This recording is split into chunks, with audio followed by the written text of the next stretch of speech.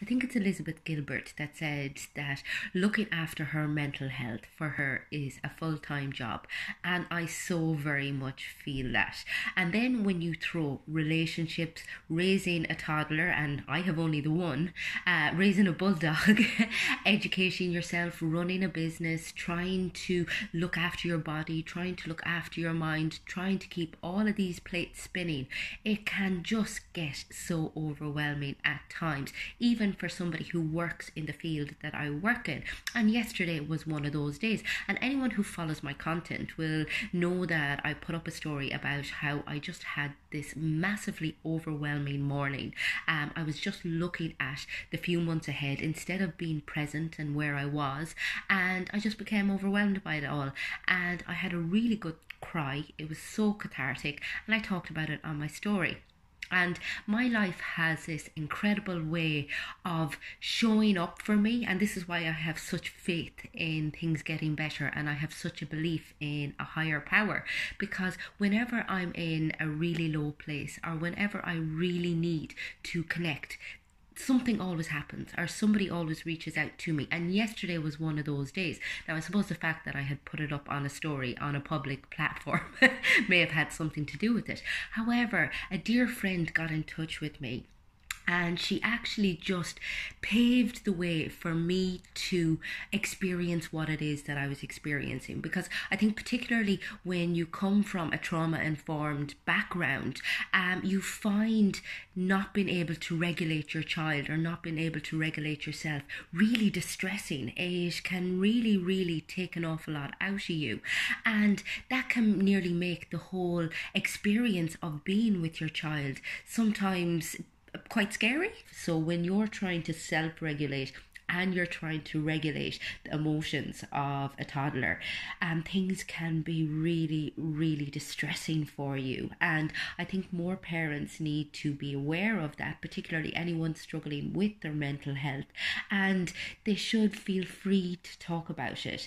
And I suppose I have this unbelievable faith in the timing of my life. I always find that no matter how things go or how bad things get, that the right help always turns up at the right time. And yesterday was one of those days. A dear friend just heard my story on Instagram, and she basically got in touch. And what she did was she spoke a little bit about her experience, and it gave me the freedom to feel how I was feeling yesterday without any guilt. It allowed me to feel normal, because I think an awful lot of the issues with parenting and mental health and people struggling is that there's a stigmatization in talking about how tough parenting is, how monotonous it can be, how difficult it can be to maintain your relationship and sustain your relationship when you're looking after this little person who demands so much. And even though they give you so much love back, it can be hard going. It can be so tough. And I think we feel that if we admit we're not particularly enjoying it at times, or that we're really struggling, that somehow it's a reflection on our capabilities as a parent or on how much we love our child. And neither of those are true. I genuinely believe, I suppose I've been attending shamanic healing the last few months, and I've found some of it so helpful. And, you know, she basically talks, the lady I go to, a lot about how our children choose us. They choose us, they recognise parts of us that require healing, that require a light being shone on them, and they come down and they give us that opportunity to heal that little bit more and to learn a little bit more about ourselves.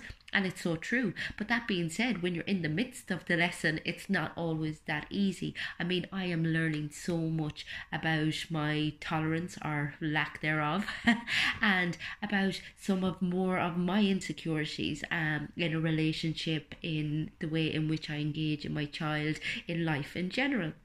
And it's beautiful. It's teaching me so much. It has cracked me open in ways that I could never have imagined. But it's also cracked me up, you know, because I literally, at times, I feel like I'm losing my mind. I find it tough going. It's not always fulfilling. In fact, a lot of the times, it's tedious, it's hard going, it's exhausting, and it is so demanding.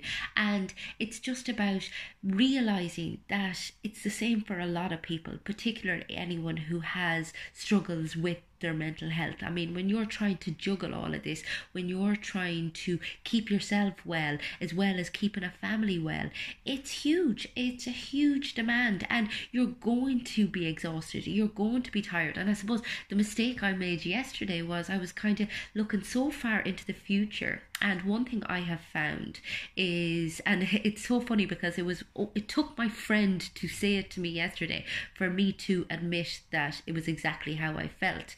I am so much better a parent when there's somebody else around, when I have help.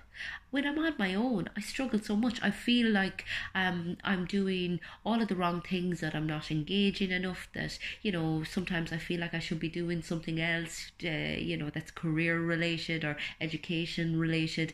And then I feel guilty that I'm not completely absorbed in my child. And, it can be this complete head fuck. Whereas it's so good to actually talk to somebody else and realize that other people are experiencing exactly the same thing. And this is, I think, what they are talking about when they refer to good enough parenting or good enough mothering. The fact that, if you're worried about the fact that you're parenting, and if you're doing your best to show up as frequently as possible for yourself and for your child, then the likelihood is you're doing an okay job, and as long as you are giving them as much love as you can, as long as you are showing love to your partner in front of them, as long as you are kind of there as frequently as you can be. There's times you're going to have to walk away from them with just your pulling your hair out, and that's normal. And I think we need to be able to talk about that a little bit more, as opposed to everyone just keeping quiet and, experiencing the struggle by themselves. It's all about, first of all, creating mindfulness and accepting, the parent that you are, as opposed to the parent that you always assumed you'd be, or the parent that you think you should be. Just who you are. And sometimes you're not going to like that. Sometimes you're not going to like the fact that you have to parent. And, I often talk about how parenting is the loneliest never alone time ever. You're basically, it never switches off, it never stops, you never really get a break. So it can be a really, really tough time, and it's not just for the first 6 months. I'm two and a bit years in now, and I'm still finding at times that it's really hard going.